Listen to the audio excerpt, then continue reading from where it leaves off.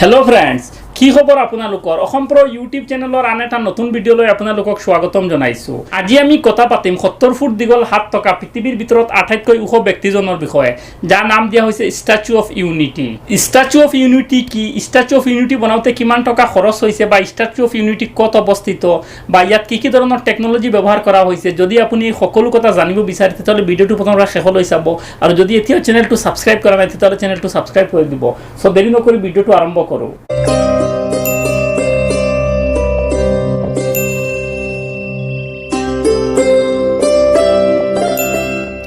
আপোনালোকৰ মনত এটা প্ৰশ্ন আহিব পাৰে যে 70 ফুট দীঘল হাত থকা এজন মানুহ হ'ব কেনেকৈ।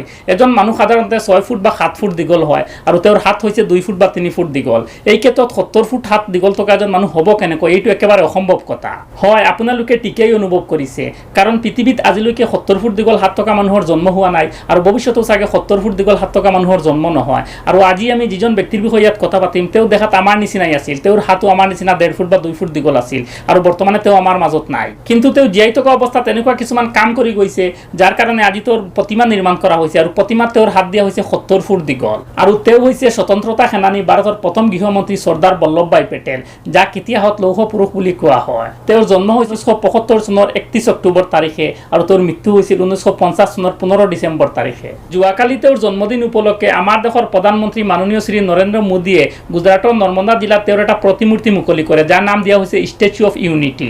আৰু এই প্ৰতিমা হৈছে পৃথিৱীৰ ভিতৰত আটাইতকৈ ওখ প্ৰতিমা। ইয়াৰ উচ্চতা হৈছে 182 মিটাৰ।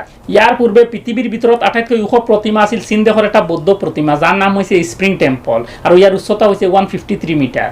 এই প্ৰতিমা গুজৰাটৰ নৰ্মদা জিলাৰ চৰ্দাৰ সৰোবৰ বান্ধৰ কাষত বনোৱা হৈছে, আৰু এই প্ৰতিমা বনাওঁতে সময় লাগিছে 5 বছৰ, আৰু এই প্ৰতিমা বনাওঁতে খৰচ হৈছে প্ৰায় 300 কোটি টকা। এই প্ৰতিমাত 80 ফুট দীঘল বৰি দিয়া হৈছে, 70 ফুট দীঘল হাত দিয়া হৈছে, আৰু কান্ধৰ উচ্চতা হৈছে 140 ফুট দীঘল, আৰু কান্ধৰ পৰা মূৰৰ উচ্চতা হৈছে 70 ফুট দীঘল। এতিয়া আপুনি চিন্তা কৰক কিমান ওখ প্ৰতিমা হ'ব এইটো। স্ট্যাচু অফ ইউনিটিত ভূমিকম্প ৰোধক টেকনলজি ব্যৱহাৰ কৰা হৈছে, মানে ভূমিকম্প আহিলেও প্ৰতিমাটো ভাঙি নপৰে। আৰু ধুমুহাৰ পৰা ৰক্ষা পোৱাৰ বাবে বিশেষ টেকনলজি ব্যৱহাৰ কৰা হৈছে। 180 কিলোমিটাৰ বেগেৰে অহা ধুমুহায়ো এই প্ৰতিমাৰ একো ক্ষতি কৰিব নোৱাৰে। এই প্ৰতিমাৰ ভিতৰত হাইজেক টেকনলজি লিফ্ট দিয়া হৈছে, য'ত পৰ্যটকসকলে লিফ্টৰ জৰিয়তে প্ৰতিমাৰ ভিতৰেদি অহা যোৱা কৰিব পাৰিব। লগতে এই প্ৰতিমাৰ এটা গুৰুত্বপূৰ্ণ দিশ হৈছে এই প্ৰতিমাটো ইমান বিশাল যে এজন মানুহে 7 কিলোমিটাৰ দূৰৰ পৰাও এই প্ৰতিমাটো প্ৰত্যক্ষ কৰিব পাৰিব। এই প্ৰতিমাৰ চাৰিওফালে পাৰ্কৰ ব্যৱস্থা আছে। যদি কেতিয়াবা গুজৰাট যায় তেতিয়াহ'লে নৰ্মদা জিলাত গৈ এই প্ৰতিমা চাবলৈ নাপাহৰিব, আৰু লগতে এটা সেলফি ক্লিক কৰিবলৈ নাপাহৰিব, কাৰণ এই প্ৰতিমা হৈছে পৃথিৱীৰ ভিতৰত আটাইতকৈ ওখ প্ৰতিমা। এতিয়া ডাঙৰ কথা হ'ল, এই প্ৰতিমা বনোৱাৰ সময়ত খৰচ হৈছে প্ৰায় 300 কোটি টকা, আৰু এই 300 কোটি টকাই শেষ নেকিনে, ইয়াৰ বাহিৰেও বেলেগ কিবা খৰচ আছে। আমেৰিকাৰ টিভি চেনেল CNN-ত প্ৰকাশিত এটা বাতৰি মতে এই প্ৰতিমা চোৱা চিতা কৰাৰ বাবে প্ৰত্যেক বছৰে প্ৰায় 44 কোটি টকা খৰচ হ'ব, আৰু যদি এই 44 কোটি টকাক আমি প্ৰত্যেক দিনৰ হিচাপত ভাগ কৰোঁ তেতিয়াহ'লে এদিনত খৰচ হয় প্ৰায় 12 লাখ টকা। মানে প্ৰতিমাটো চোৱা চিতা কৰাৰ বাবে প্ৰত্যেক দিনত প্ৰায় 12 লাখ টকা খৰচ হ'ব। এতিয়া আপুনি আমাক কমেণ্ট কৰি জনাবচোন, প্ৰায় 300 কোটি ব্যয় কৰি নিৰ্মাণ কৰা প্ৰতিমা আৰু দৈনিক 12 লাখ টকা খৰচ কৰি দেখা শুনা কৰা প্ৰতিমা আপুনি চাব বিচাৰে নে নাই?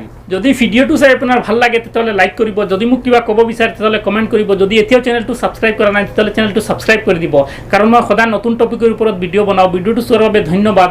আপুনি হাঁহি থাকক, ধেমালি কৰি থাকক, কাৰণ জীৱনটো অকল দুদিনীয়া, আৰু কৈ থাকক জয় আই অসম।